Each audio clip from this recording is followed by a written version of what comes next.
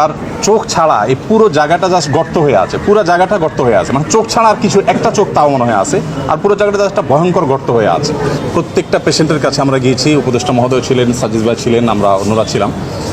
যেটা আপনারা একটু আগে শুনেছেন যে আসন্না ফাউন্ডেশন চ্যারিটেবল অর্গানাইজেশন, আমরা আমাদের নিজস্ব যে তহবিল আছে সেই তহবিল থেকে কোনো প্রকার পাবলিক ডোনেশন নেওয়া ছাড়া আমাদের নিজেদের অন্য সমস্ত প্রজেক্টগুলোকে এই মুহূর্তে স্টপ করে দিয়ে এই প্রজেক্টে আমরা সর্বোচ্চ প্রায়োরিটি দিয়ে কাজ করছি। কারণ হসপিটালগুলোতে যে দৃশ্য, এই দৃশ্যগুলো যদি কেউ নিজের চোখে না দেখে সে আসলে কোনোভাবে অনুমান করতে পারবে না যে ভয়াবহতা কোন পর্যায়ে পৌঁছেছে।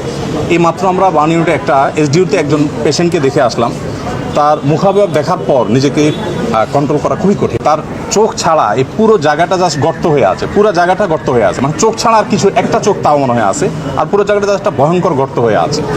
তো আলহামদুলিল্লাহ আমরা এর আগে সাজিদ ভাই এসেছেন, এই পেশেন্টেরই আগের অবস্থার তুলনায় এখন অনেক ভালো। এটা হলো একটা আনন্দের সংবাদ যে তাদের খুব প্রপার ট্রিটমেন্টের মাধ্যমে তারা সুস্থ হয়ে উঠছে। আমরা ফাউন্ডেশন থেকে 5 কোটি টাকা ইতিমধ্যে আলহামদুলিল্লাহ খরচ করেছি। আরও 5 কোটি টাকা আমরা আমাদের অন্যান্য প্রজেক্টগুলোকে সংকুচিত করে হলেও এখানে আমরা খরচ করছি। এবং শুধু আমরা নয়, আমার মনে হয় যে সারা দেশের মানুষ তাদের সাথে আছে। আমি বিভিন্ন জায়গায় গিয়েছি, সাধারণ মানুষ তাদের জন্য বিচলিত, সবাই দোয়া করছে।